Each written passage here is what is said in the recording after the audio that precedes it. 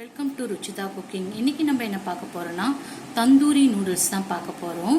தந்தூரி நூடுல்ஸ்க்கு நம்ம ஒரு மசாலா ரெடி பண்ணிக்கலாம். ஒரு சின்ன துண்டு பட்டை, ஒரே ஒரு ஏலக்காய், 3 கிராம்பு, சீரகம், மிளகு, தனியா, 3 காஞ்ச மிளகா, இது எல்லாத்தையும் நம்ம ஃப்ரை பண்ணிக்கலாம். ஒன்றா தான் ஃப்ரை பண்ணணும். ஃப்ரை பண்ணிவிட்டு நல்லா ஓரளவுக்கு கோல்டன் ப்ரௌன் கலரில் வந்தோடனே ஃப்ரை பண்ணிவிட்டு கொஞ்சம் உப்பு போட்டு நல்லா அரைச்சிடலாம். இதுதான் தந்தூரி மசாலா.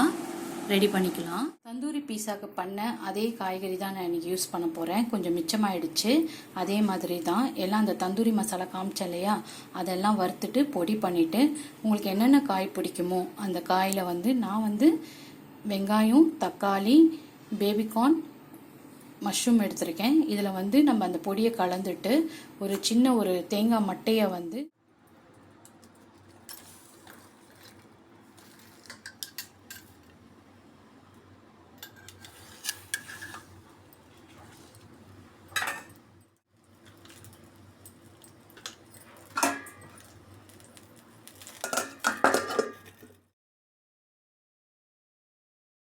பண்ணிக்கலாம்.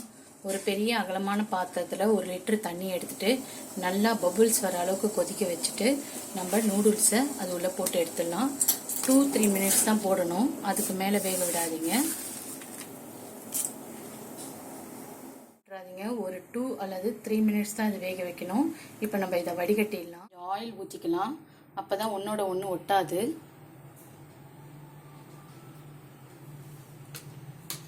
கடாய் வச்சுட்டு 2 ஸ்பூன் எண்ணெய் ஊற்றியாச்சு.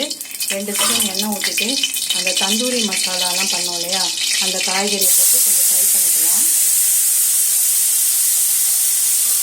ஃப்ரை ஆயிடுச்சு. இது கூட 1 spoon, 1/2 table spoon soya sauce, 1 spoon vinegar ஊற்றிட்டு நல்லா மிக்ஸ் பண்ணிக்கலாம்.